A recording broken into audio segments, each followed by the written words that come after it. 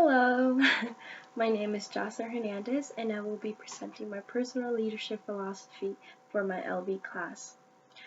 First of all, I would like to mention that a leader does not have a set of characteristics because everybody has different opinions and how they view a leader and what they think that a leader is.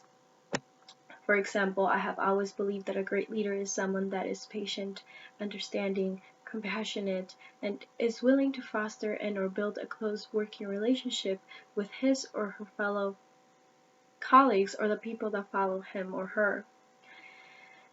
I also believe that a leader should be viewed as a normal human being that makes mistakes, is vulnerable, and accepts everyone's opinions. That is what makes a great leader to me. Somebody that can just accept themselves. I have seen many cases where people have believed that a strong leader is someone that behaves in a way that they're better than everybody else.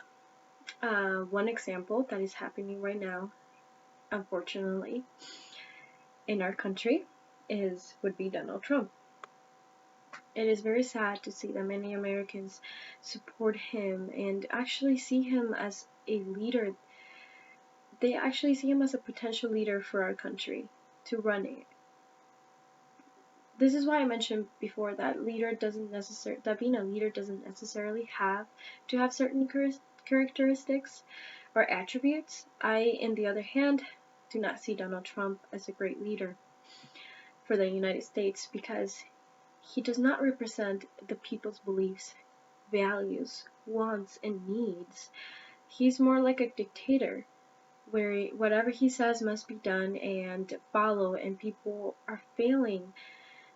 And to see that people are falling for that facade because they are blinded by racism and hate. And that is very unfortunate because, the United States is a melting pot, and to know that people still have ill feelings for a different group of people, it's really, really sad, and that is not the philosophy of a leader I want to pass down for the future generation, or for my children, or for my kids' children. I believe that a leader is supposed to represent their colleagues, just like Bernie Sanders. He's a great leader. He will be a great leader for the United States because he's not only fighting for university students, he's also fighting for everything that he believes in, and he's fighting for the future of the United States. And I feel like a leader is supposed to represent that. It's the main reason why people follow them in the first place, because they believe in the same ideals and they believe that that leader should represent them as a community. Plus, it is a form of everyone holding each other accountable. That's why I believe that accountability is very, very important, because that's the perfect way to respect your colleagues. For example, in class, we've been discussing the life of Mandela and his leadership teachings. Mandela was a strong leader who strongly believed in his righteous ways as a leader. He fought for his people because he thought, enough was enough. The government was committing many injustices to his people and to him, that he felt the need to step in. But of course, he didn't succeed all by himself. He had his people helping him and supporting him, and he earned their respect by holding them accountable. He wasn't fighting alone, although he did represent his people, and his people did rely on him. His people were willing to fight for that same dream that Mandela had of freedom and justice. He has reassured me that many great leaders have flaws, but that's what makes them great. Because, for example, I wouldn't want a leader who's always perfect and does everything on their own terms. I want a genuine leader who accepts his or her flaws, because as a colleague or as a follower, it would inspire me to accept my own flaws and to even accept myself. For example, I was a leader for a school project in my marketing class here in Spain. I had two different students, not me, but there were two different students that did not speak Spanish, or they had trouble speaking Spanish or expressing themselves in Spanish, but they knew English because they were from Scotland. So the language barrier was a difficult one because we had a lot of the Spanish speaking people, they wanted to do their own thing, and the people from Scotland didn't feel, included. But like always, I was patient and I took the time to understand everyone's needs, confusions or questions. I helped them communicate and I helped them express their opinions freely.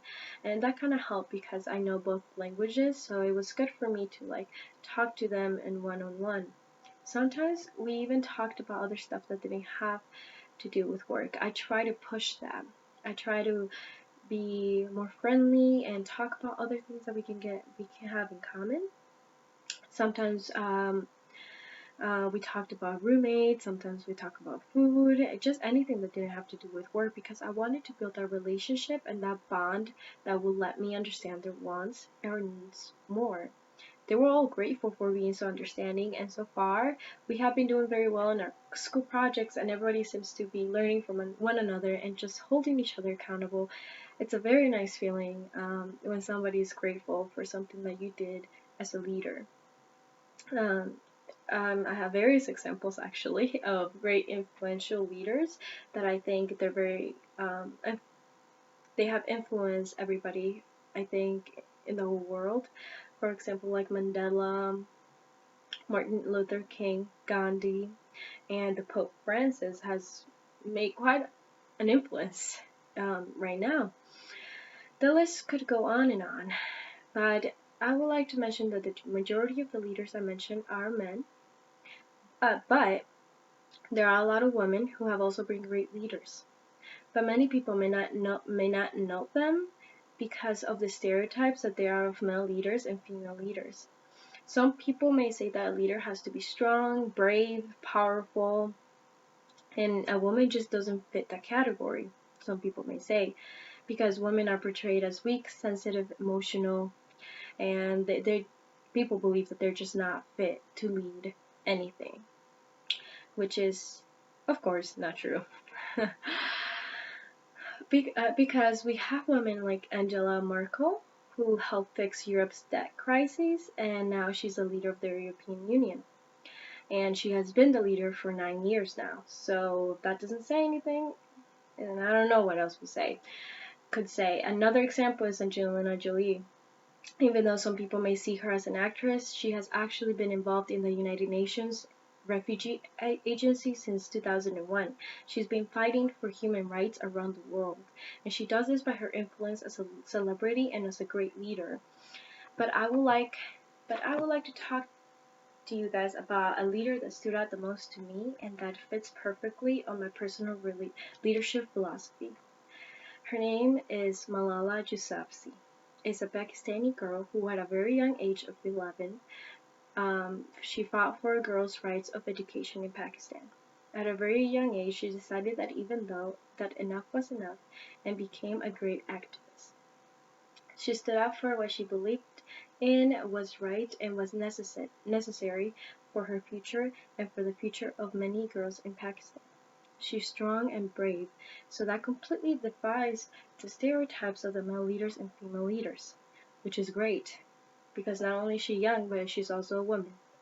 And she's been very brave, even though she was shot in the head at the age of 14, very young, by the Taliban and survived. She's still fighting for her dream and for the dream of many children, even though she may know that she could be a target again of the Taliban or she may get killed again. She still bravely stands firm for what she believes. What made her stood out the most from all the leaders, in my opinion, to me, was not only her young age and bravery, but also her compassion and humbleness towards people that want to even target her or kill her. At an interview, I remember she was telling the story of what if a Talib infiltrated her home. She said she was worried about her father and that she might have thrown a shoe at the Talib, but then she thought that doing that would not make her any different than a Talib. If she wasn't going to throw a shoe, they asked her what she would have done, and this is what she said. She said, "Then I'd rather tell the Talib how important education is, and I will want education for your children as well. That's all I want to tell you. Now, do what you want. That totally blew my mind. I could not believe that a young girl of 14 years old has a mentality of compassion, of a person that has to be, I don't know, like 40 or 50, that's very wise and has lived life, but she has that mentality, and that's just very, very, I can say, inspiring, because that not only inspires that children also can become their own activists and they have a voice, but she is literally the embodiment of my personal leadership philosophy.